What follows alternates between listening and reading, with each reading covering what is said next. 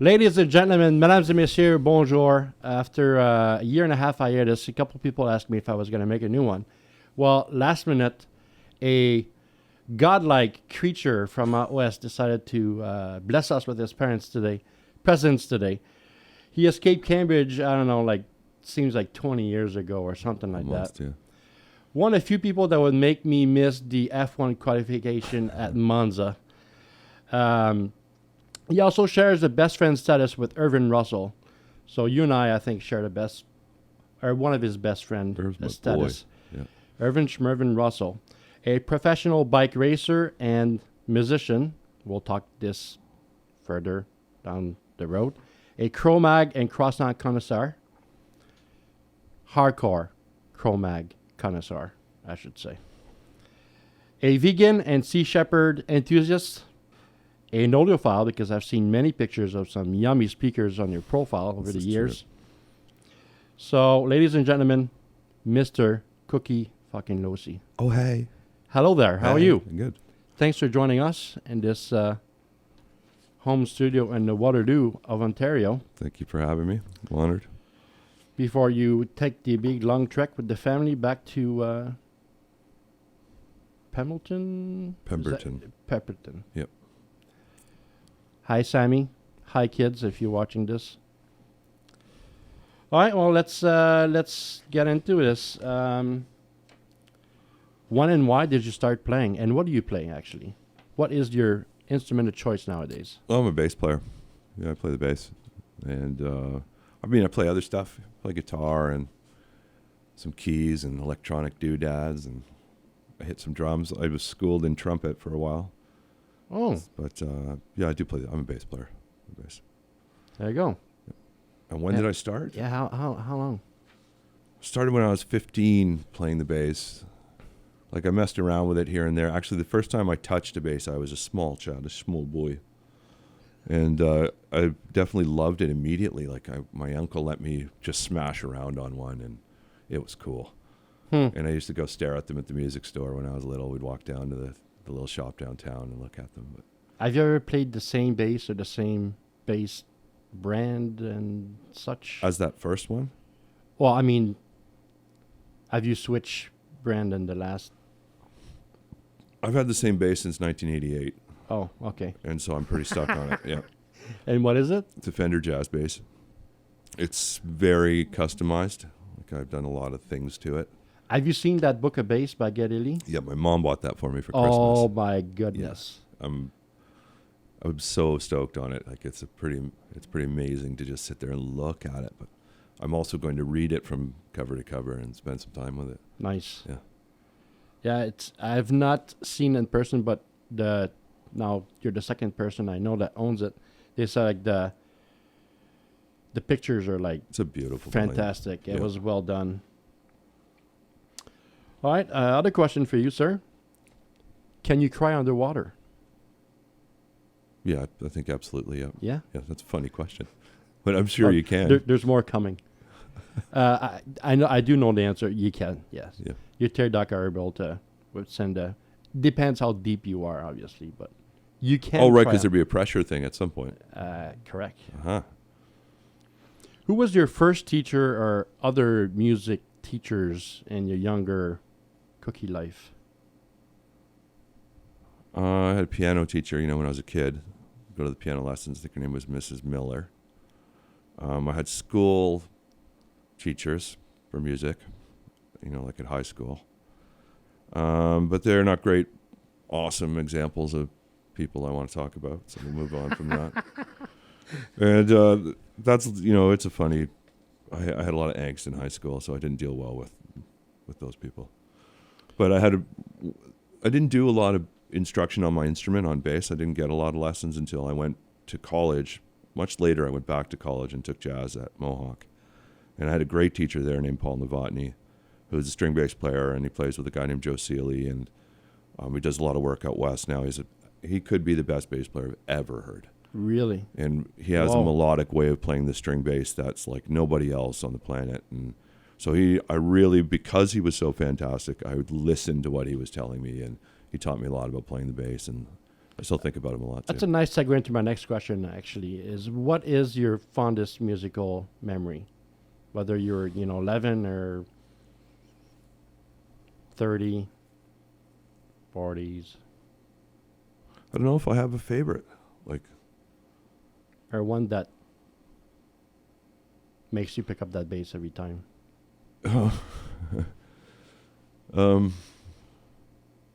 No, there isn't something like that that makes me that I think about that makes me want to play. There's so many great moments, and they continue to happen, that it's hard to just say which one was. I mean, I did some big shows. I've done some tiny shows that were the best. I jam with some guys from work, and we have a little jam room in our place. Nice. And it's so very, very grass, like, I don't know a great word for it, but nobody's good at playing anything. So we all play things that we're not comfortable with. We try different instruments. Some guys have never played instruments, and we get together and there's iPhone music. People will plug in the iPhone and play the different programs. And there's a DJ, and we have drums and guitars. But at moments, it fumbles into music. Like where you're just sitting there. It's like, this is great. What's happening right now is really awesome. You're in the pocket. But it's very natural and organic. It just kind of happens by mistake. We don't play songs. We don't say, let's do this tune. But those musical moments right now are really cool for me. Like, very cool. No kidding. Yeah.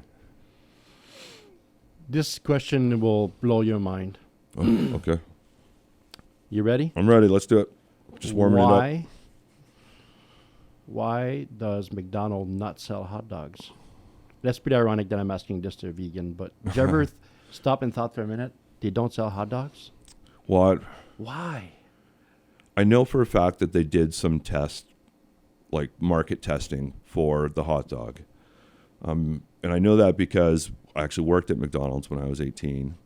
Oh. And we had the cash registers, till covers would come in, and one of them had a Mick hot dog on it. Some other weirdos like Mick wine and Mick beer. And the reason is that they were doing testing on them in different places, and this was in Europe. But it was too low class, believe it or not. Wow. They decided they wouldn't run hot dogs because it didn't test well. They found they couldn't really sell them, but I think it was just too low class even for McDonald's to sell. This is by hot far dog. The best answer to that question all right. ever. Cookie nails it. Go figure. Wow. The vegan knows about hot dogs. This. Speaking of that, Brett had the grossest looking hot dog last night at the fair. That was a dirty hot dog. What did he have? It just was like from the back of the truck at the end of the fair, and it was, oh boy, that was a dirty hot dog. He should have never ate that. And these two next questions are set to the younger generation that just picked up that bass or that guitar. Cool. And I'm sorry for asking you these questions. How do you handle mistakes during a performance? How do you shake it off? Or what is your thought process of, or you don't even think about it? Well, that's I like that question. One thing that I'm really intent on is continuing through with the time. So as the band's playing, if I make a terrible mistake, I don't stop, and I don't want anybody to stop what they're doing, because I'll get back to it. It'll work out. And mistakes I often laugh off, and I don't know if that's nerves or me trying to be lighthearted about it. But I think one of the worst things is being on stage with someone who gets upset about someone else making a mistake, or they get grumpy and they shoot you the laser eyes, or it's like, I can't deal with that anymore. And I laugh it off most of the time, but most important for me is that time keeps rolling and the song carries on. Yeah, another brilliant answer. All right. Let's see how you do with this question. Why don't you ever see baby pigeons? That's a good question. You ever notice? We never see freaking baby pigeons. At least I have never. I'd imagine that they get looking mature quickly is the only way I guess they're in the nest until they look relatively This one, actually, mature. I don't know the answer. I keep asking, but I'm not sure. I don't see a lot of pigeons where I live, period. So I've forgotten about pigeons. We've been seeing them as we've been touring around these big cities. Like, oh yeah, pigeons. Cool. But didn't see any babies. Nope. What advice would you give, to a starting kid that's really nervous about their first performance before they go, other than taking your shoes off? Well, maybe, yeah, that's a tough question, eh? Words of wisdom. Let's help people not do it the hard way like we all did. I think it's really important to it sounds cliche, but to have fun, right? So, I mean, I would tell someone to just make sure they're having fun. And Hey, that's if you very can do healthy something response, yeah. goofy before you freak out from anxiety, just loosen up and be happy about it. at the movie theater. Which armrest is yours, the left or the right? I try and be considerate. Oh, People around me. But we were at the movies. We just went and saw the new Melanie Martinez movie, which is very weird and awesome. But this movie was very specifically, mine was the right side, because there's a cup holder and it ended at the row on this side. So I'm certain that I was intended to have the right armrest. There we go. What is your current band name, and who thought of it, and how did that come to fruition? Don't have a band name yet. Or bands you've been in the past with? I'm in a new project that literally doesn't have a name yet because we just want to make sure it's going to happen first before we do something silly like call it something. The last band I was in was called A Whole Lot of Lead because it was a Led Zeppelin clone band. Oh, nice. So we were called A Whole Lot of Lead for obvious reasons. In the UFCBs because the UFCBs. That band name was Mark Jones and Tim Stokes-Reeves made that up. It's too filthy to say here right now, though. I can't bleep it. And I don't know. I didn't name a lot of bands. I named a band when we were kids called Jungle Fudge, but that's because we were talking about hash. It was like a little code name for hash. I mean, we were talking about power bars and healthy stuff. Yeah, no, that's a good question too. Speaking of power bars and food in general, it's pretty ironic that I had this question on my list. Do vegetarian/vegan eat animal crackers? Or animal-shaped crackers? Animal-shaped crackers for sure, because you got to bite the heads off those little bastards. But you got to get special ones because sometimes they have eggs or odd things in them, so we definitely check the ingredients out. I think standard animal crackers are okay, though. There you go. Yeah. What was the first song you ever learned on the bass or guitar or piano that you remember? Or at least the very first song you cared to learn yourself? The very first song would have been like Wild Thing. You know, like those simple 3-chord. So that was when I was a young child, just goofing around with my brother and the kids.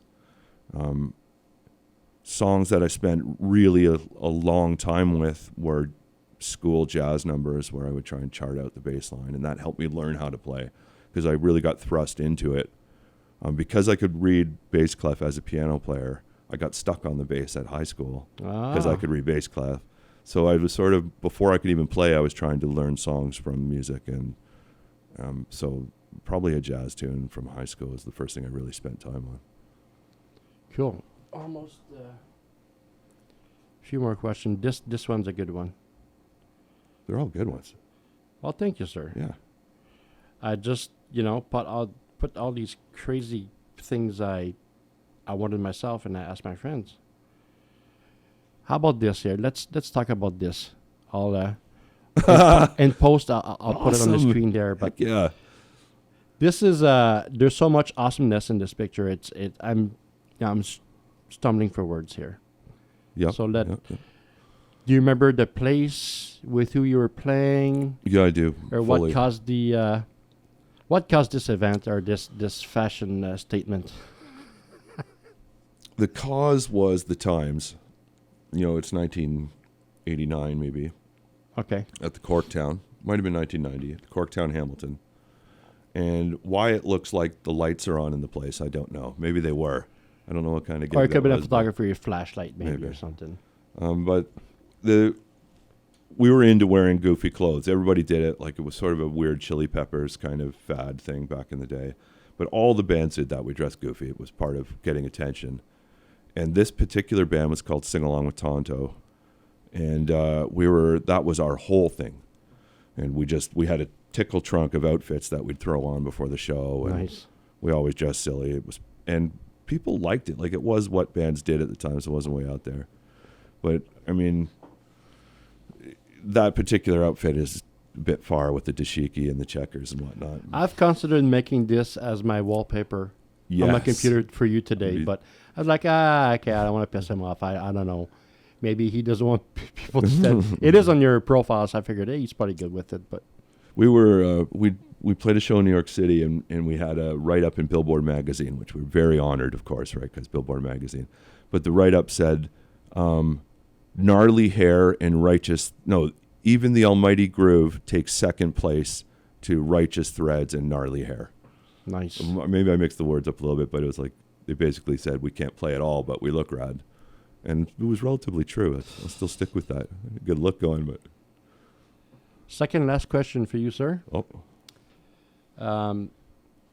If vampires can't see the reflection in a mirror, how is their hair always so perfectly neat?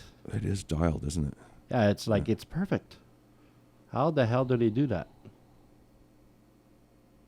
Can they see their reflection in anything? Is it just no It's reflection, just period? of them, yeah. They're invisible. So you couldn't look in water, or you couldn't look... Is it just mirrors? That's a good question. Wow. Maybe it's just like part of their magic. Mm. Just snap They the are fingers. magical creatures. Pew, it's done just like that. Bam. Last question for you, sir. Okay. Drum roll. Dun, dun, dun. Chicken or the egg? Which one came first? I understand how this is a beginnings of time philosophy on trying to figure out how it all started. But the reality of it is that the egg came first. Like, if we're going to answer the question the way it's worded to me, the egg came first. Because the chicken is a hybrid of a couple of different birds that got together and made an egg. And the egg came out as a chicken. So the chicken isn't something that was here since the beginning of time. So I understand that it's a philosophical question, but the actual reality is, or the actual answer to the worded question is, the egg came first. Blown away. And folks, typically I do this at night over drinks and whatever the guest wants. I usually hook them up. But we're doing this in the morning before Cookie flies back home today. So it's very early in the morning. All your answers, fantastic. Fantabulous. All right. Well, Cookie Losee, thank you very much for joining us in Waterloo, Ontario. Cheers. Thanks for watching, folks. Time well wasted. I'll try to do more wherever I can. Thanks again to Cookie for joining us. And you folks out there, be safe, be kind, rewind. Take care.